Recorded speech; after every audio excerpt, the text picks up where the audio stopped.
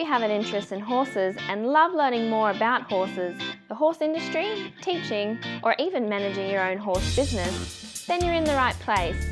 We would love you to join us on our mission, which is to improve the lives of horses around the world through the education of riders, handlers, and trainers. So get comfortable, listen in, and enjoy. This is another of our popular Listener's Choice interviews, which we're playing over the weekend. We've chosen the most popular interviews for you to select the Listener's Choice winner. If you're not sure how the Listener's Choice competition works, have a look at horsechats.com/choice for the rules and the leaderboard.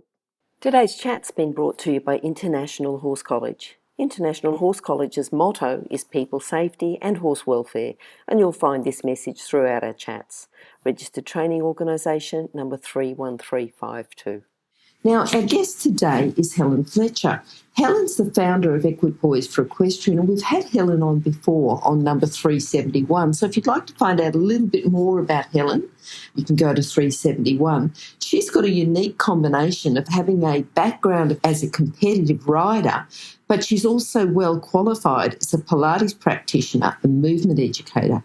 And today she's going to talk to us about 10 reasons Pilates is perfect for riders. Now, you there, Helen? How are you?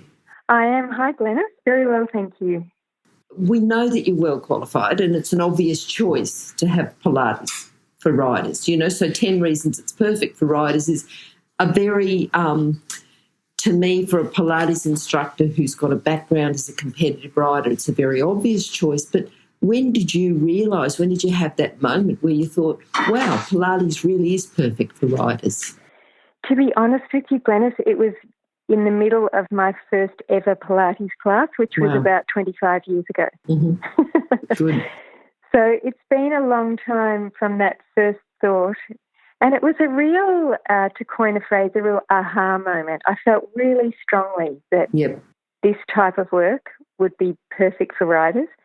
But it's taken me, it's 25 years ago, around about my first class, and I've really been running my business for probably 7-8 years, but very slowly. And the last 18 months, I've put a lot more work, energy and time into it. So it's been a long time coming, but always been there in the back of my mind.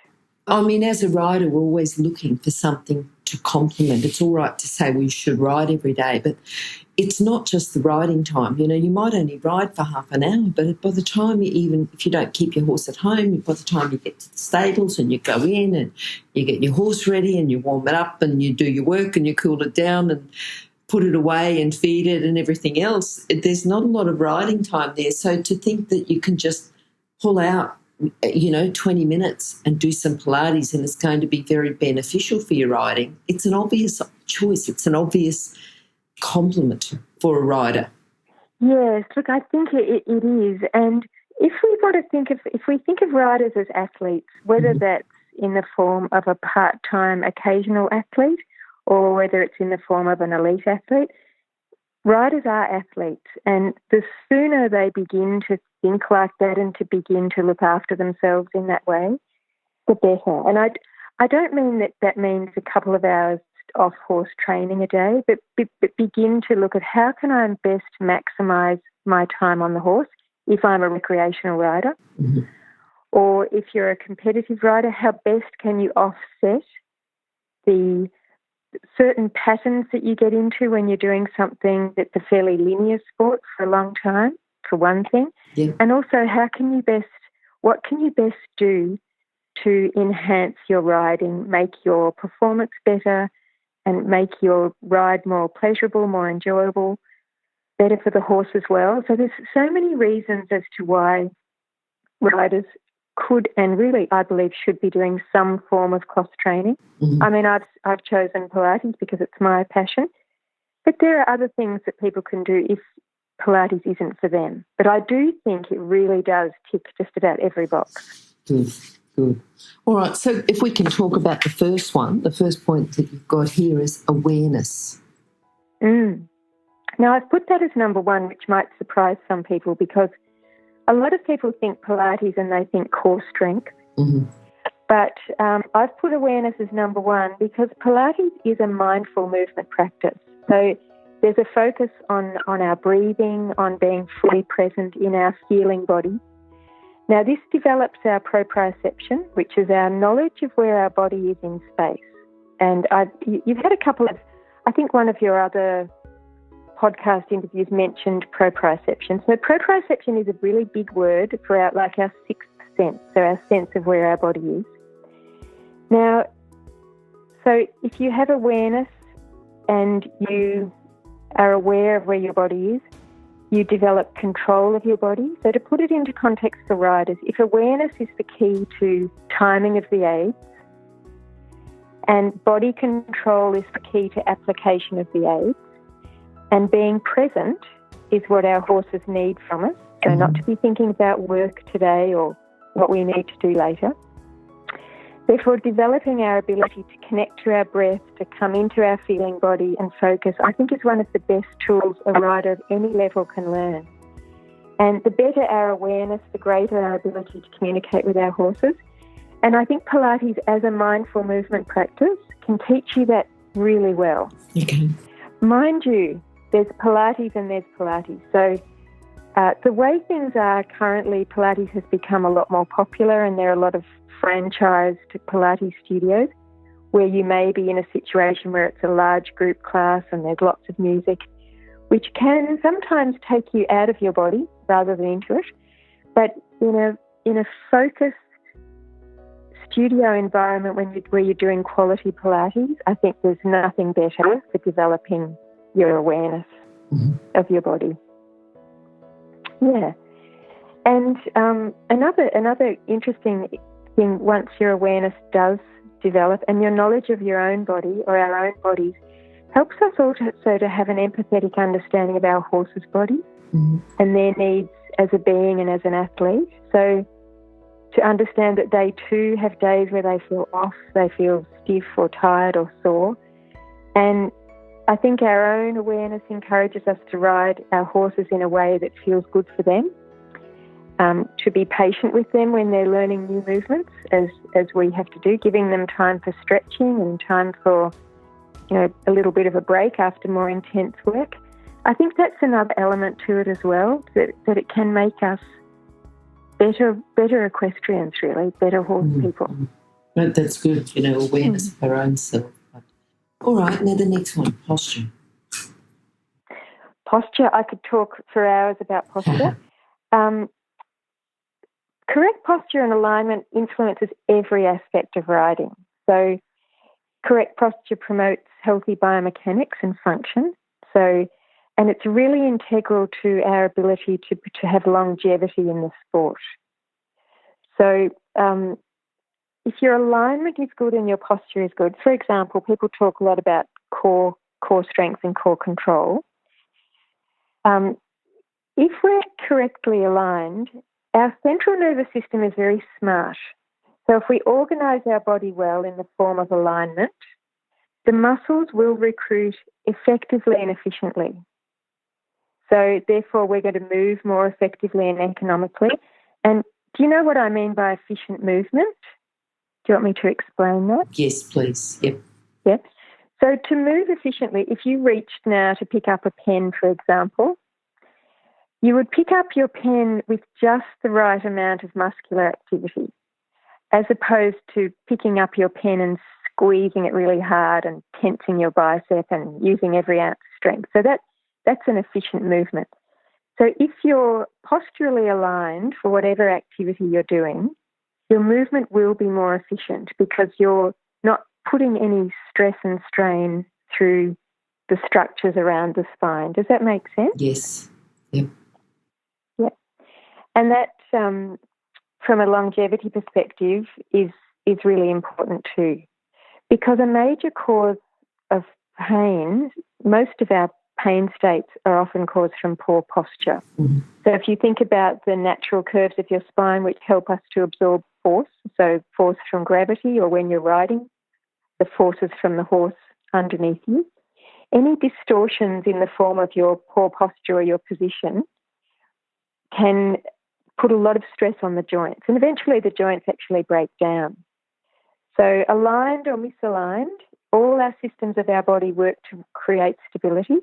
But over time, if you're misaligned, you begin to, tissue breaks down, and it might take 10 years, but eventually pain and pathology can be the result. So one of the great things with Pilates is that Pilates is movement education. So a well-qualified Pilates practitioner has to look at your overall movement patterns, Yep. how you move, how well you move, and any compensatory patterns you may have, and works to change them. So through different exercises, they can restore balance and function and get you moving well again and out of pain if you're in pain. And someone like me who can actually assess you both on and off your horse is also really helpful, because most of our posture transfers and is often exacerbated on the horse. So whatever posture you're carrying around in your everyday life, you're going to be carrying it around on your horse as well. Yes. So, and horses can mirror our imbalances also. So there's posture is a big issue, made more difficult, I have to say, by our current lifestyles, which really don't help with computer work and smartphones and all the things that we have to deal with these days. Well, can we move on then to core control, dynamic stability? Yep. Now, core is a bit of a buzzword, isn't it?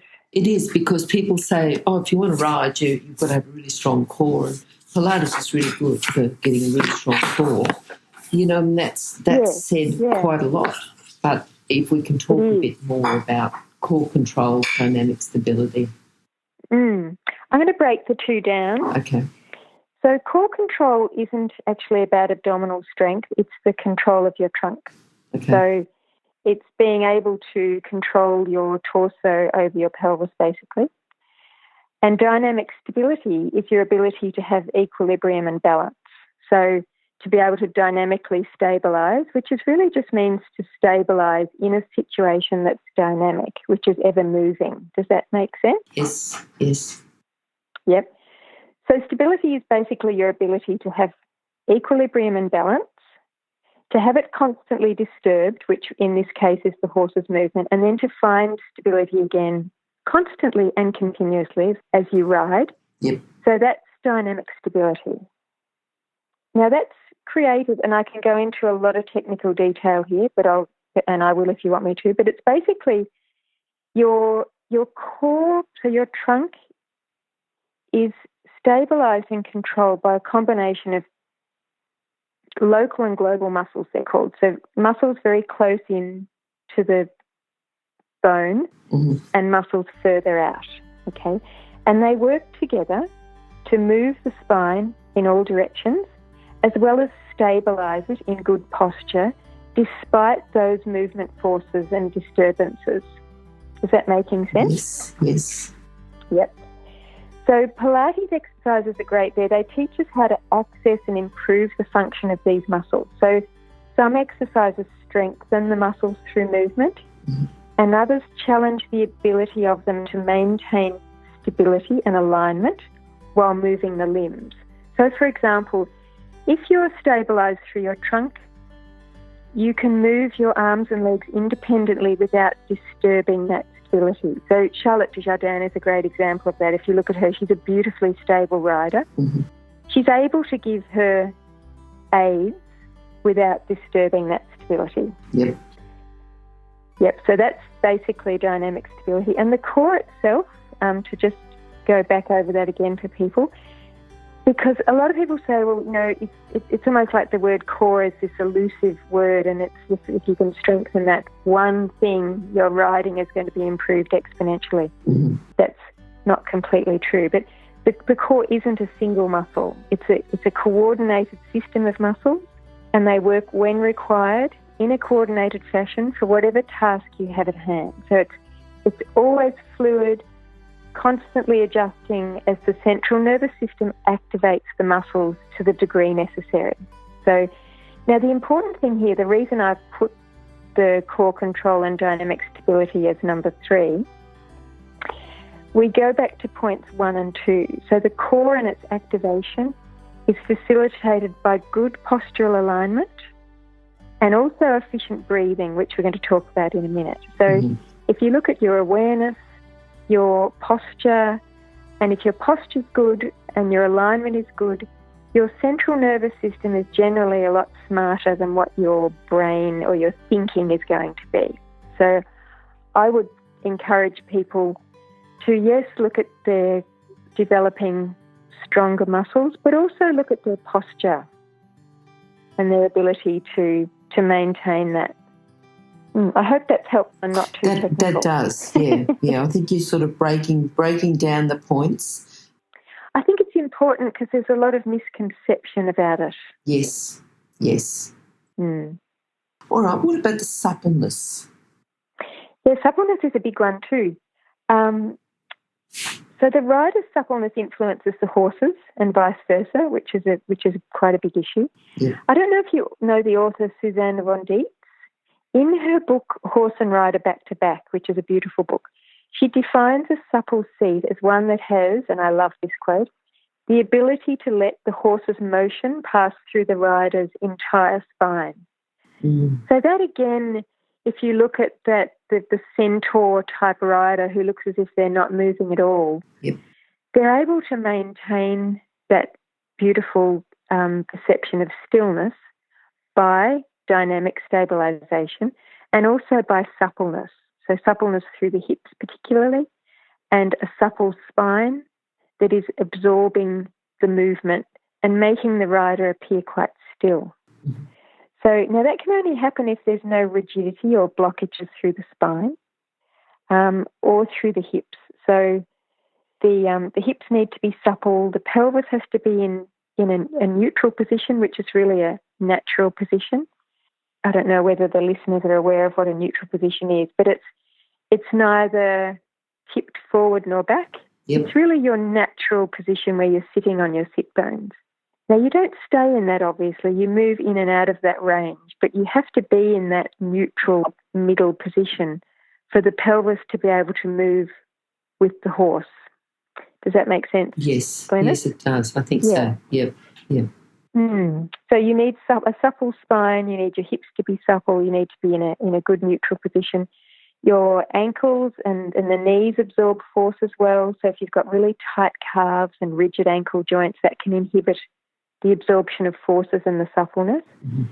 So the beautiful thing about Pilates method here is it really shines within the repertoire because there's many exercises that involve articulation and movement of the spine and multi-planar movement, so moving, rotation and side bending and forward bending and taking your spine into extension so that they mobilize and supple the spine, which is not only good for your riding, it's actually really good for the health of your entire system. So your muscular system, your facial and your skeletal system. Again, on the Pilates equipment, we do something called leg and footwork on the Pilates reformer. So it teaches you correct alignment and it also mobilizes the joints of the lower limbs. And there's a focus on sort of stretching as you strengthen. So all of those things within the exercises, or what we call the repertoire in Pilates, can go towards making you a more supple rider as well. If you're an equestrian coach or a horse riding instructor, or even if you aspire to be one, have a look at the free video series for horse riding instructors on the Horse Chats website. Go there now, have a look, horsechats.com. Now, earlier you talked about breathing and the importance of breathing. Can you talk a little bit more about breathing? Yes. So in relation to Pilates exercises do emphasize breathing. So the breath often runs alongside the movement. And that does a couple of things. It makes Pilates a more mindful movement practice. And it's also used to actually enhance movement. So, for example, we often breathe out on a movement, on a Pilates exercise that's harder. We often breathe in on an exercise that facilitates extension. So when you're opening up the chest, that can be facilitated by a breath in. So as far as breathing goes in Pilates, we can use it to enhance movement and also to make it a more mindful movement practice. And what it also does, it begins to develop your conscious control of your breath. So your conscious control is your ability to know if your breathing becomes distorted. So once you've got conscious control of your breath, you'll know whether your breath is beginning to change. And this is really important for riders that get nervous or have performance anxiety. Yeah, I was just going to say that, the amount of times that if you just say to a rider, and this is as a coach, coaching competitive riders, sometimes if you say to them, breathe, and it's like, oh, it's almost like they forgot to breathe. I thought I was. Yes, that's right. That's right. That's right. So if you're aware of your breath again, you become quickly aware that, okay, my breathing has changed. And you can often then bring yourself back into a conscious breath and conscious breath control. So that can help you if you are anxious, if you're stressed. It can help if your horse is anxious, or even during transitions and things like that. It can be very helpful to do an out breath on an upward transition, or the breath just needs to flow. And I think the more conscious we are of our breathing, the more ability we have to do that.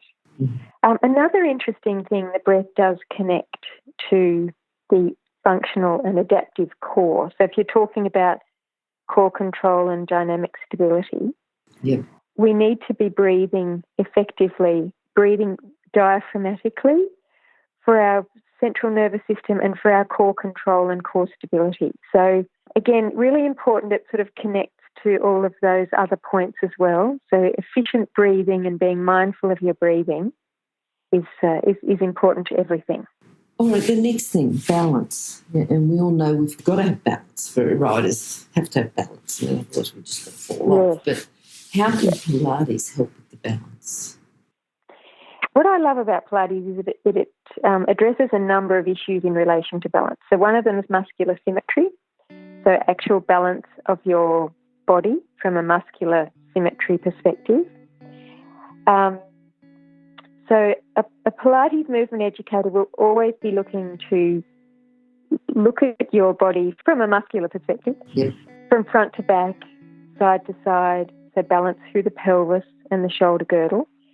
And not only will the sessions begin to address any asymmetries you have, but the session itself should be a balanced movement practice.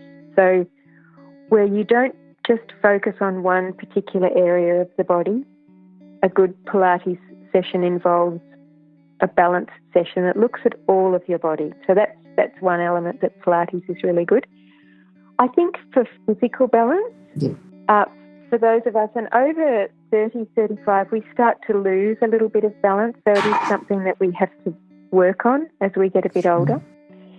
And if you're having trouble balancing yourself on the ground, it is much more challenging for you to be balanced on a moving animal. So if that is an issue with any of the listeners, if their balance is starting to decline, it's important to start to do some exercises, even just something as simple as standing on one leg and improving your balance. Okay. One of the interesting things about riders and many sports people, we have to have adaptability when we're on a horse. So adaptability is basically the body's ability to adjust quickly to constantly changing situations without a decline in performance. So if you're riding a very tricky test, dressage test, or a strenuous cross-country round, your body needs to be able to be adaptable and to cope with the changing situations of the movements you're having to go through without declining in performance. And your ability to balance actually makes that more possible. So a lot of Pilates exercises have balance challenges and variations in movement patterns, and they're two of the best ways to teach the body to be more adaptable. So that adaptability is important, especially for probably learner riders and also riders that are getting, more mature riders, where we do start to lose balance. It's just what happens. So training your physical balance. Yeah, people, particularly females, will ride quite a lot when they're young, stop, maybe have a couple of children. Then as the children either start to ride or get a bit older, they want to come back and ride.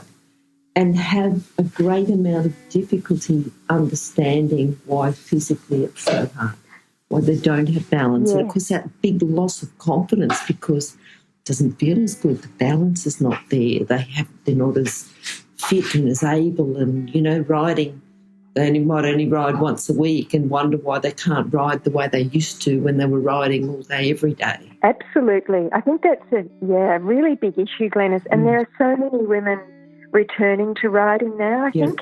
Yeah. I've seen some statistics and they're profound. They're, you know, it's a very big industry, and I think those of us that have loved horses since we were young, there is often that desire to go back to riding.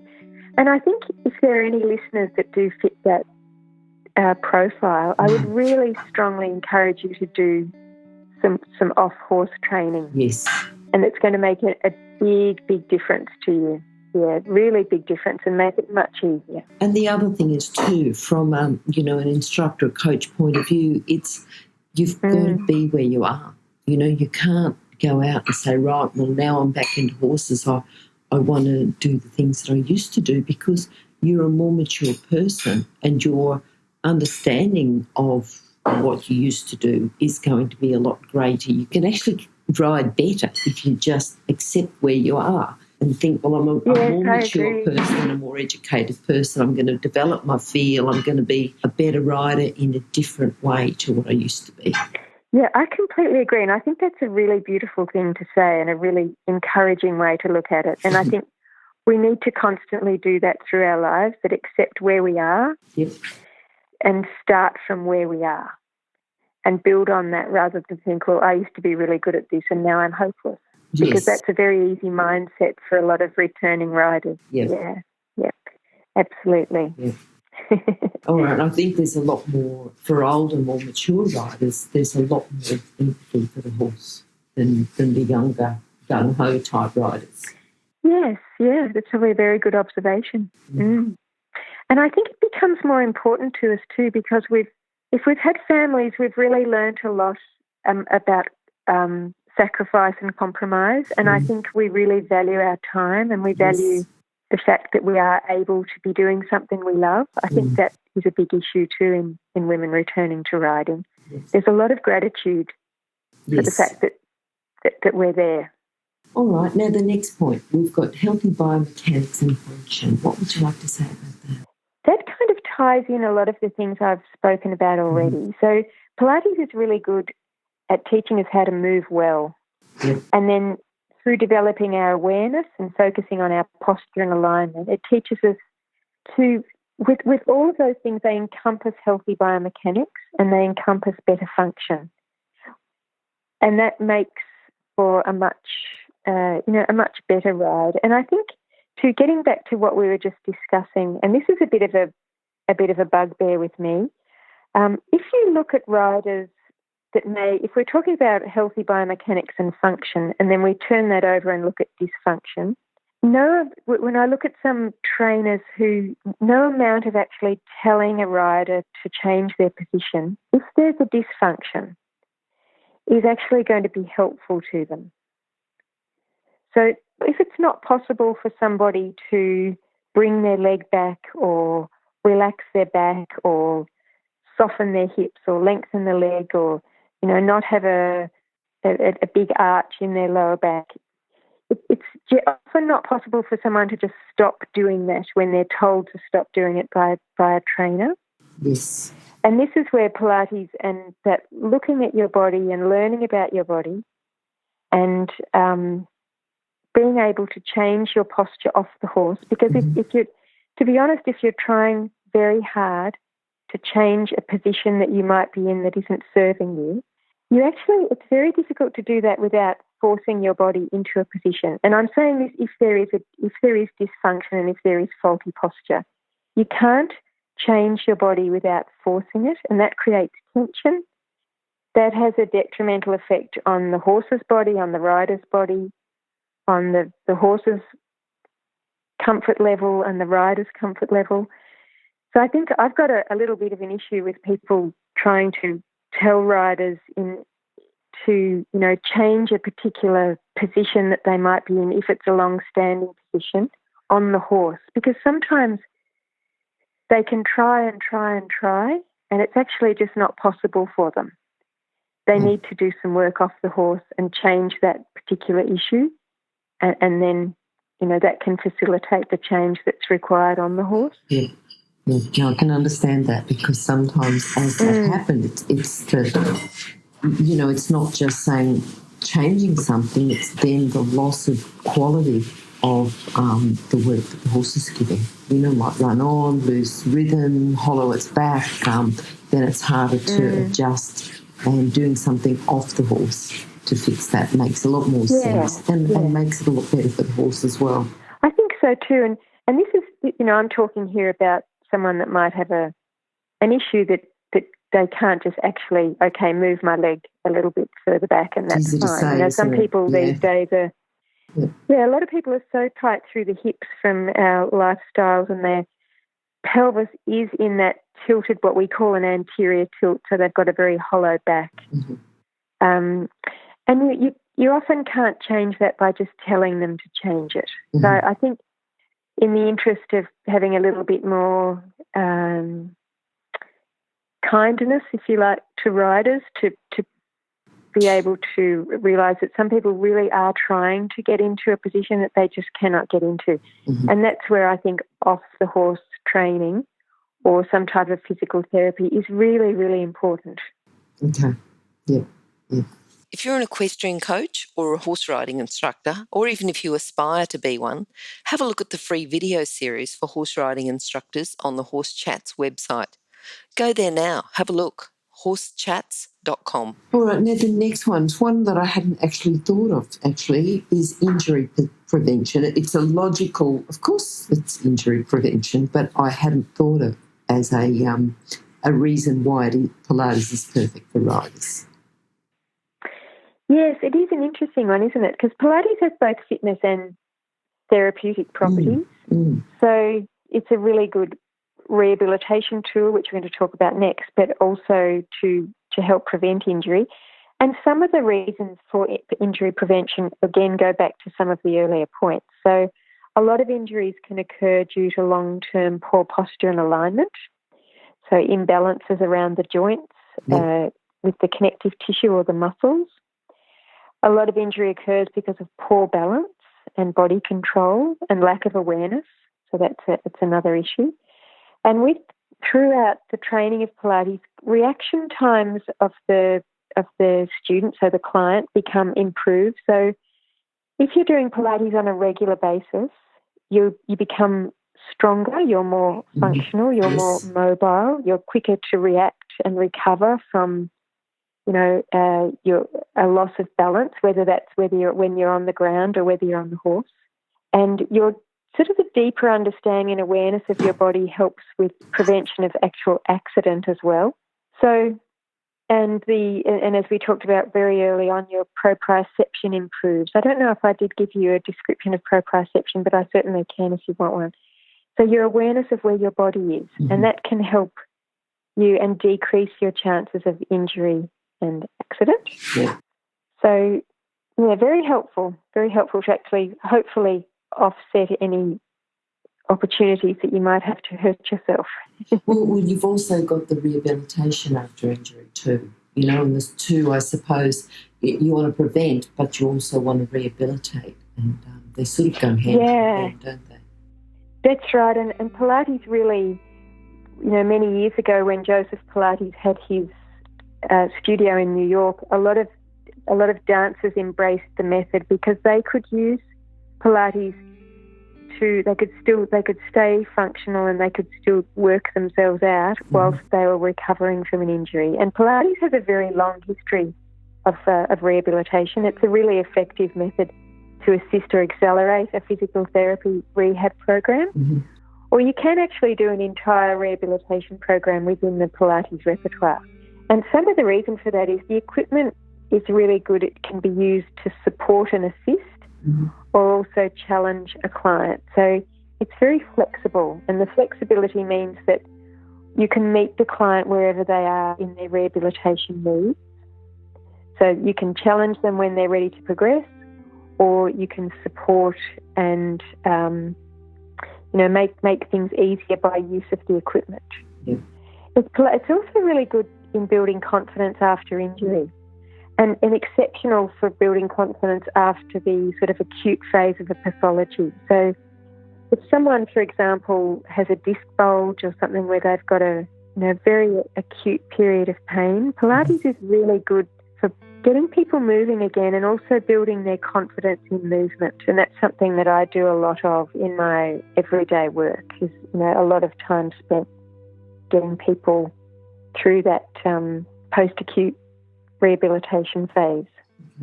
Now, number 10, and probably that, a good one to finish with, is it's great fun. Tell us about the fun. Why, riding's fun. And we talked about it complementing riding. So we've got riding that's fun, Pilates that's fun. It's not an obvious choice, but talk to us a little bit about some more. Yeah, what I think, I love Pilates because it encompasses so many different things. It can be calming, it can be mobilising, it can be really difficult and challenging and energising. It gets very good results, and a lot of the repertoire is just fun. There's so many different types of equipment. If you're in a fully equipped studio, we've got a thing called a trap table. We've got the reformer, which most people are familiar with. There's a wonder chair, which is a smaller piece of equipment. There's barrels, there's balls, there's all sorts of small bits and pieces. And then the mat work itself, there's many movements within it, which are great fun. But at the same time, it's building strength, it's creating more efficient movement, it's enhancing your awareness, working on your breathing. So all sorts of things that not only make our lives better, but also enable us to ride for longer, enable us to ride more comfortably. And I think that's really important. Yeah. All right. Yes, it is. It's perfect for riders. Perfect as a complement to what they're actually doing. And I think you've gone through. Yeah. And I think you've gone through, and I think, your depth of knowledge has enabled you to break down each point. You put it into easy to understand language, and you've grouped one with the other and made it so that it, I just think it's a very good way to explain. You've gone through different exercises, different points. So, yeah, thank you. Oh, that's a pleasure. Yes, and thank you very much for having me again. It's always terrific. It's lovely to chat to you, and always happy to talk about the benefits of Pilates. And always happy to listen to, anything to do with horses. It's making the horses' lives better for the riders, better for the horses. So, very good. I totally agree. Yeah, it's actually what drives me a lot, to be honest, is that the better you can be for your horses, the better. Okay. Now, Helen, your details are going to be they're already on horsechats.com/Helen Fletcher, and they'll be on horsechats.com/Helen Fletcher too. But if you'd like to just tell us quickly your contact details, and just in case people are ready now, waiting. Sure. You can contact me via mobile phone on 0411 552 300, or you can contact me through my website, which is equipoisepilates.com.au. And I have an email address, but it's really long, so it's probably better to actually get my email address from my website. Not a problem at all. Or from the Horse Chats website too. Horse Chats. Or just go to horsechats.com, search for Helen or search for Fletcher, and you'll find that page. I can be found on Facebook as well, Equipoise Pilates for Equestrians, so all my details are there too. Okay. Helen, thank you again, and hopefully we'll catch up with you again soon, because I'm sure you've got so many more things that you'd be able to tell people about the benefits, and probably some exercises and a few other things. So we'll talk to you some more. Oh, terrific. Thank you so much, Glenys. If you've enjoyed this chat, then please comment, rate and subscribe. If you'd like any changes or recommendations for guests, then please contact us through horsechats.com. And while you're online, have a look at the government-accredited courses at internationalhorsecollege.com, registered training organisation 31352. Remember that our comments and instructions are general in nature and do not take into consideration your individual horses or your individual ability and circumstances. If you enjoyed this podcast, then please leave your comment below.